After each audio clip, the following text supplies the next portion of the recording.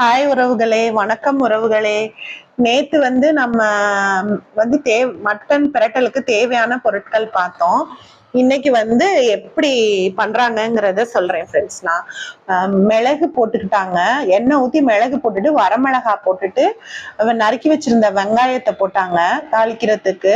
போட்டுட்டு அதுக்கப்புறம் பாத்தீங்கன்னா மட்டன் வேக வச்சிருந்த மட்டனை தண்ணியை எடுத்துட்டு மட்டனை போட்டு வணக்கிக்கிட்டு இருக்காங்க. இப்ப இதுல இஞ்சி பூண்டு சின்ன வெங்காயம் இதெல்லாம் அரைச்சு வச்சிருக்காங்க உறவுகளே. அத இப்ப அதுல போடுவாங்க. நேத்து நாங்க வீடியோ எடுத்துட்டு இருக்கப்பயே சின்னவன் ரொம்ப அழுக ஆரம்பிச்சிட்டான். அதனால எடுக்க முடியாம போயிடுச்சு. அதான் இப்ப நான் வாய்ஸ் ஓவர் கொடுத்துட்டு இருக்கேன் உங்களுக்கு. சாரி. போட்டுட்டாங்க. இப்ப அந்த விழுத போட்டு வணக்கிட்டு இருக்காங்க அம்மா. நல்லா வணங்கணும்.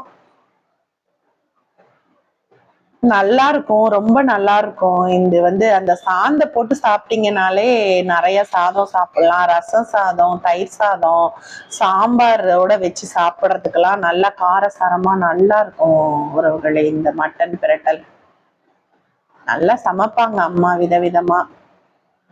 ஆனா மோஸ்ட்லி நான் இப்ப நான்வெஜ் எல்லாம் ரொம்பவே குறைச்சிட்டேனே சொல்லலாம். மீன் எப்பயாவது சாப்பிட்டுக்குவேன். அப்புறம் பாத்தீங்கன்னா முட்டை வேக வச்சு அந்த வெள்ளைக்கரு மட்டும் ரொம்ப ரேரா. இப்ப அம்மா இந்த மசாலா பொடி போடுறாங்க. நம்ம ஆஸ் யூஷுவல் வீட்டுல எல்லாத்துக்கும் போடுவோம்ல, அந்த மசாலா பொடி போடுறாங்க. உப்பு போட்டுட்டு ஒரு நல்ல வணக்கிட்டு மசாலா பொடி எடுத்து வச்சிருக்காங்க. இப்ப அடுத்தது மசாலா பொடி போடுவாங்க ஃப்ரெண்ட்ஸ்.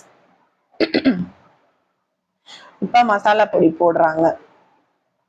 தேவையான அளவு கறிக்கு தகுந்த மாதிரி போட்டுக்கலாம் ஃப்ரெண்ட்ஸ். மசாலா பொடி போட்டு வணக்கிட்டாங்க நல்லா.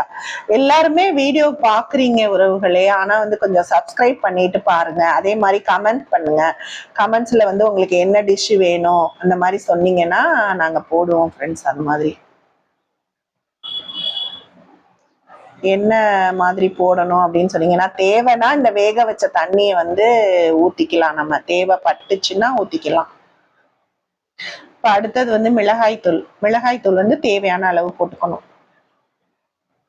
மிளகாய் தூள் போட்டுட்டு நல்லா வணக்கணும். சப்ஸ்கிரைப் பண்ணி எங்களுக்கு கொஞ்சம் சப்போர்ட் பண்ணுங்க உறவுகளே. நிறைய பேர் பாக்குறீங்க, ரொம்ப சந்தோஷமா இருக்கு. இந்த அளவுக்கு எங்களுக்கு வரவேற்பு இருக்கும்னு நாங்க நினைக்கல. நல்லா சப்போர்ட் பண்றீங்க. சப்ஸ்கிரைப் பண்ணீங்கன்னா இன்னும் ரொம்ப சந்தோஷமா இருக்கும் எங்களுக்கு. என்ன டிஷ் வேணுங்கிறத கமெண்ட்ஸ்ல சொல்லுங்க. அம்மா செய்வாங்க, நல்லாவே சமைப்பாங்க அம்மா. சூப்பரா சமைப்பாங்க அம்மா.